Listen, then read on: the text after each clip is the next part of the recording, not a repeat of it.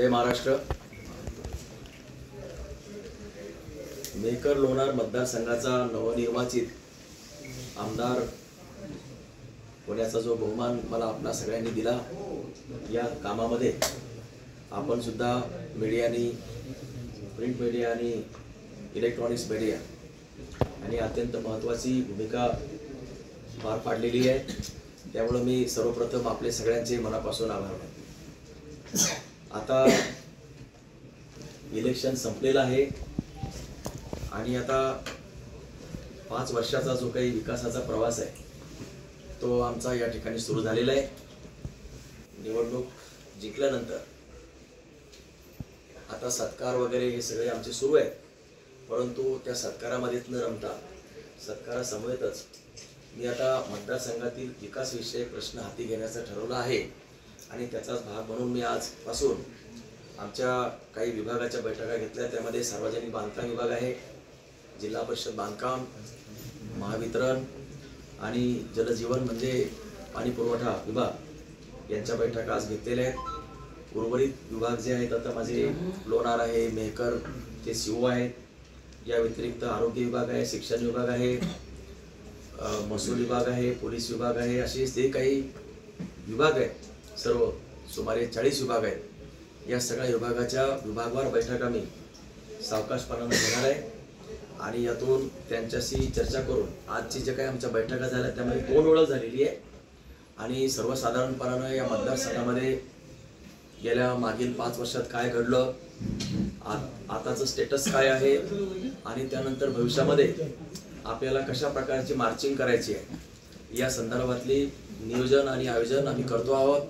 अधिकाऱ्यांशी चर्चा केली आहे। मी स्वतः प्रशासकीय अधिकारी असल्यानं नियोजनाच्या कार्यात सहभाग घेतल्यानं आणि धोरणामध्ये माझा सहभाग राहिल्यानं आणि मंत्र्यांच्याकडे सुद्धा माझं एक्झिक्युशन असल्यामुळं या सगळ्या गोष्टीमध्ये माझा एक प्रकारचा अनुभव आहे, एक आत्मविश्वास आहे आणि याचा फायदा म्हणून मी सगळ्या अधिकाऱ्यांना, सगळ्या कर्मचाऱ्यांना माझे संबंध मैत्रीत्वाचे, मित्रत्वाचे राहणार आहेत आणि त्यांच्या समवेत आहे त्या सगळ्यांना सोबत घेऊन, आहे त्यांना आत्मविश्वास देऊन माझं जे काम आहे यापुढे चालवणार आहे।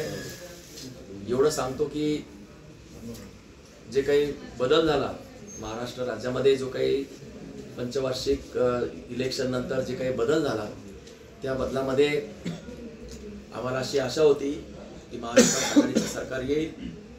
दुर्दैवानं असं काही घडलं नाही आणि राज्यामध्ये महायुतीचं सरकार आलं। पण एक सांगतो की महाराष्ट्रामध्ये कोणतेही जरी सरकार आलं असलं तरी मेहकर लोणारमध्ये मात्र आमचं सरकार आहे। त्यामुळं या ठिकाणी जे काही सरकार चालणार आहे ते आमच्या पद्धतीनं चालेल, आपल्या विकासविषयक अजेंड्यानुसार चालेल, हा मी या ठिकाणी सर्वप्रथम आपल्याला विश्वास देऊ इच्छितो। बरेच इश्यूज आहेत, बरेच विभाग आहेत, त्याचे सगळ्यांची माझी आखणी झालेली नाही, माझी चर्चा झालेली नाही, परंतु जे काही सार्वजनिक बांधकाम विभाग,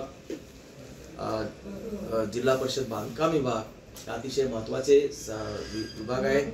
त्याचबरोबर महावितरण हा जनतेशी संबंधित महत्त्वाचा विषय आहे आणि शेतीशी संबंधित आहे आणि आता शेतकऱ्याची जे काही पिकं आहेत ते शेवटच्या टप्प्यावर आलेली आहेत। गव्हाची पीक असेल, हरभरा असेल, तूर असेल, हे सगळं आता त्याच्या शेवटच्या टप्प्यावर आलं असल्यामुळं महावितरणशी संबंधित हे सगळे प्रश्न आहेत। विजेचा लपंडाव सुरू आहे, लोड शेडिंग खूप आहे, या सगळ्या प्रश्नाचं मी बारकाईनं आज चर्चा केली।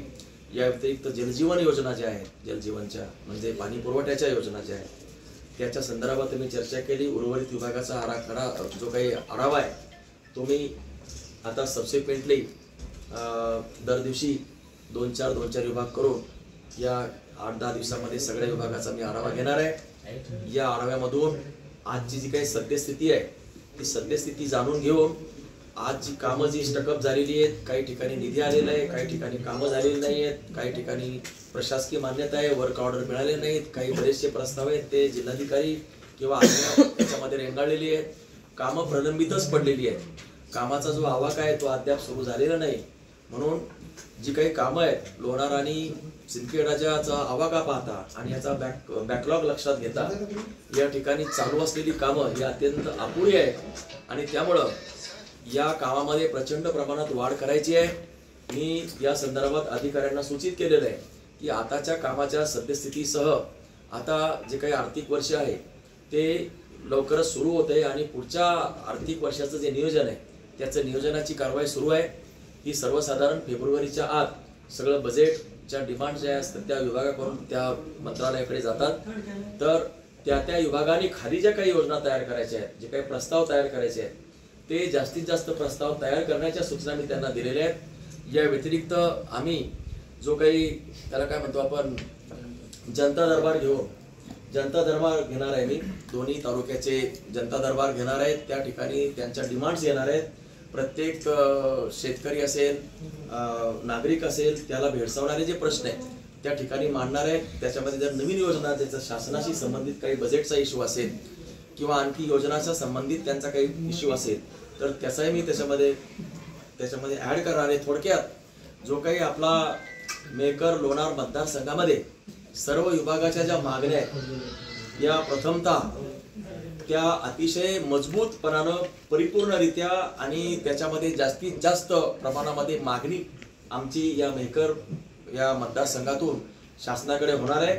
आणि इकडनं मागणी गेल्यानंतर त्या ठिकाणी त्याची प्रत्यक्षात बजेटमध्ये प्रोव्हिजन कशी करायची या संदर्भात माझे स्वतःचे काही आराखडे आहेत. त्याच्यामुळे मला काही अडचण नाही आणि त्यामुळं जास्तीत जास्त मागणी पत्र ती शासनाला देऊन जो रखडलेला विकासाची जी कामं आहेत ती मी लवकरात लवकर पूर्ण करणार आहे.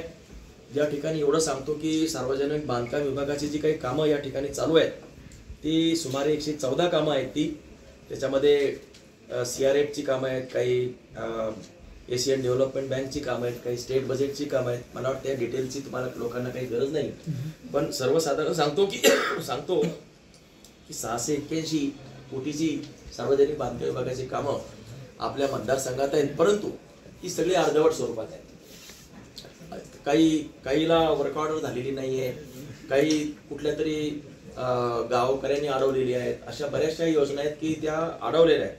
त्यामुळे त्यांचा रस्ता आता संबंधित अशी चर्चा करून समन्वय साधून त्यांचे रस्ते मोकळे करून या ज्या अडकलेल्या योजना आहेत त्या सुरुवातीला आम्हाला मार्गी लावायच्या आहेत. दुसरं, याच्यामध्ये जे काही रस्ते आहेत जोडणारे त्याच्यामध्ये अधिकची मागणी आम्ही करणार आहोत.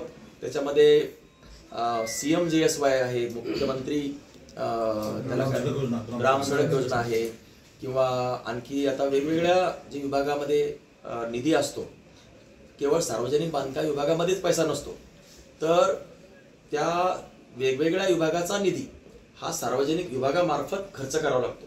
बरोबर आहे. जसं आरोग्य विभाग आहे, त्याची जर बिल्डिंग असेल तर बांधकाम कोण करतं? आरोग्य विभाग नाही करत आहे.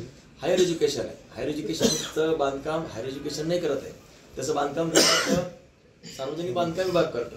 तर अशा काही योजना आपल्याकडे नाही आहेत. आता इथं आरोग्याची काही सुविधा नाही आहेत, हॉस्पिटल्स नाही आहेत, वैद्यकीय सुविधा नाही आहेत. या सगळ्या योजनांची मागणी मी या निमित्ताने करणार आहे.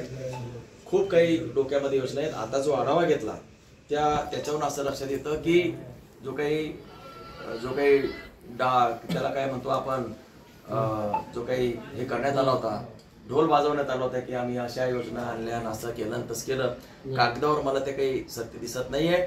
म्हणून जे काही कामं आहेत आता अपूर्ण आणि अधुरे ते कामं पूर्ण करायचे आहेत. आणि याच्यामध्ये 5 पटीनं माझ्या डिमांड्स आता मंत्रालयामध्ये जाणार आहेत.